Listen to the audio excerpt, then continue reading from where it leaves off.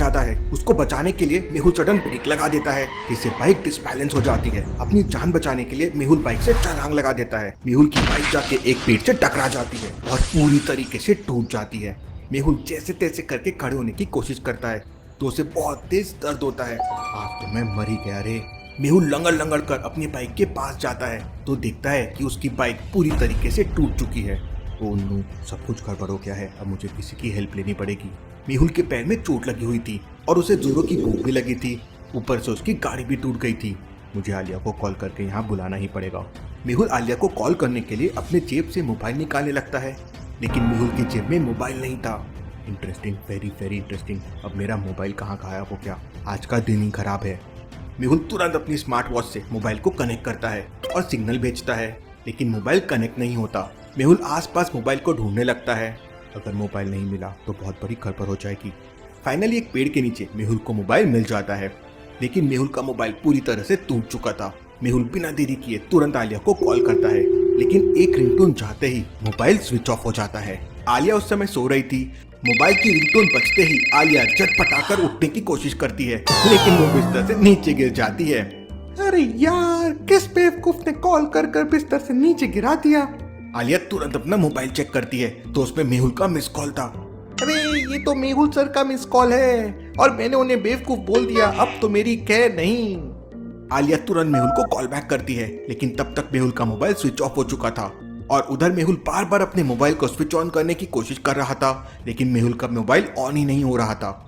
लगता है नीचे गिरने की वजह से मोबाइल खराब हो गया है। अब मेहुल के पास कोई दूसरा ऑप्शन नहीं था, इसलिए मेहुल एक पेड़ के नीचे बैठ जाता है और चोट के निशान पर अपना रुमाल बांधने लगता है। तभी वहां पर एक बंदर आ जाता है। उस बंदर के हाथ में केला था। Interesting, very very interesting. इसका मतलब जंगल के अंदर केले के पेड़ है। मेहुल को बहुत तेज भूख लगी थी, इसलिए मेहुल तुरंत जंगल के अंदर चला जाता है। मेहुल काफी देर तक बनाना ट्री को ढूंढता है और फाइनली मेहुल को पेड़ मिल जाता है। पेड़ के नीचे कुछ पत्थर पड़े हुए थे। मेहुल उन पत्थरों को बनाना के गुच्छे पे मारता है और 3-4 बनाना नीचे गिर जाते हैं। मेहुल तुरंत बनाना उठा के खाने लगता है। अब कहीं जाकर जान में जान आई है। मेहुल केले खा ही रहा था कि तभी अचानक मेहुल को किसी के चलने की आवाज सुनाई देती है। मेहुल थोड़ा डर जाता है और तुरंत एक पेड़ के नीचे छुप जाता है। लगता है कोई बड़ा हाथी आ गया है। मेहुल देखता है कि एक बहुत बड़ी ड्रैगन छिपकली झाड़ियों के पीछे से आ रही थी। इम्पॉसिबल, भला जंगल में ड्रैगन छिपकली कैसे आ सकती है? जरूर ये ड्रैगन छिपकली किसी दूसरे जंगल से आई होगी। मेहुल पेड़ के पीछे छुपकर ड्रैगन छिपकली के जाने का इंतजार करने लगता है, लेकिन ड्रैगन छिपकली धीरे धीरे मेहुल के तरफ आने लगती है। अरे ये ड्रैगन छिपकली तो मेरे तरफ आ रही है। मुझे कुछ करना होगा वरना ये मुझे कच्चा चबा जाएगी। मेहुल के पैर से ब्लड निकल रहा था, इसलिए ड्रैगन छिपकली ब्लड की स्मेल से मेहुल की तरफ आते जा रही थी। छिपकली मेहुल के एकदम पास आ जाती है। अपनी जान बचाने के लिए मेहुल एक पत्थर उठाता है और झाड़ियों की तरफ फेंक देता है। झाड़ियों की तरफ से आवाज आती है तो ड्रैगन छिपकली तुरंत झाड़ियों की तरफ चले जाती है। इतने में मौका पाकर मेहुल तुरंत वहां से भागने लगता है, लेकिन ड्रैगन छिपकली मेहुल को देख लेती है और उसका पीछा करने लगती है। अरे अब तो मैं आज काम से ही गया। भागते भागते मेहुल को अपने साइंस टीचर की एक बात याद आती है। साइंस टीचर ने मेहुल को बताया था कि ड्रैगन छिपकली बहुत बड़ी होती है, इसलिए वो आसानी से लेफ्ट राइट नहीं हो सकती। मतलब ड्रैगन छिपकली हमेशा स्ट्रेट लाइन में दौड़ती है। मुझे सीधे दौड़ने की बजाय इधर उधर भागना होगा। मेहुल इधर उधर भागने लगता है और ड्रैगन छिपकली कंफ्यूज हो जाती है। तभी सामने मेहुल को एक गुफा दिखाई देती है और मेहुल तुरंत उस गुफा के अंदर चला जाता है। मेहुल गुफा के अंदर छुपकर अपने पैर में लगी चोट को साफ करने लगता है। तभी मेहुल को ड्रैगन छिपकली के बड़े बड़े अंडे दिखाई देते हैं।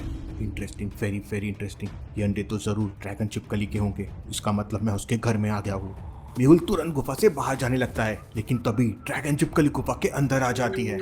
मेहुल जाके एक कोने में छुप जाता है और ड्रैगन छिपकली अपने अंडों के पास जाके बैठ जाती है और आराम करने लगती है। लगता है ड्रैगन छिपकली सो गई है। अब मुझे यहाँ से निकलना होगा।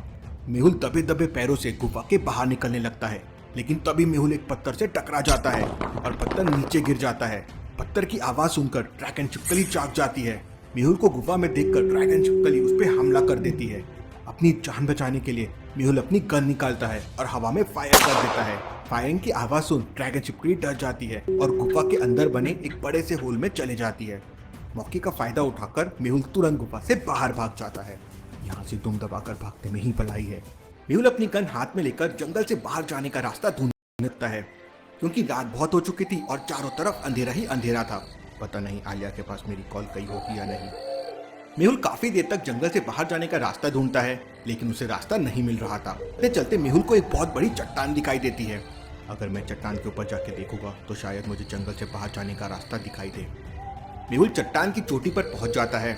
मेहुल चट्टान के ऊपर से देखता है कि दूसरी तरफ एक बहुत बड़ी झील है। मेहुल चट्टान के ऊपर से देख ही रहा था, तभी अचानक उसका पैर फिसल जाता है और मेहुल नीचे गिरने लगता है। मेहुल जैसे तैसे करके एक पेड़ की डाली पकड़ लेता है और लटक जाता है, लेकिन मेहुल की रिवॉल्वर नीचे झील में गिर जाती है।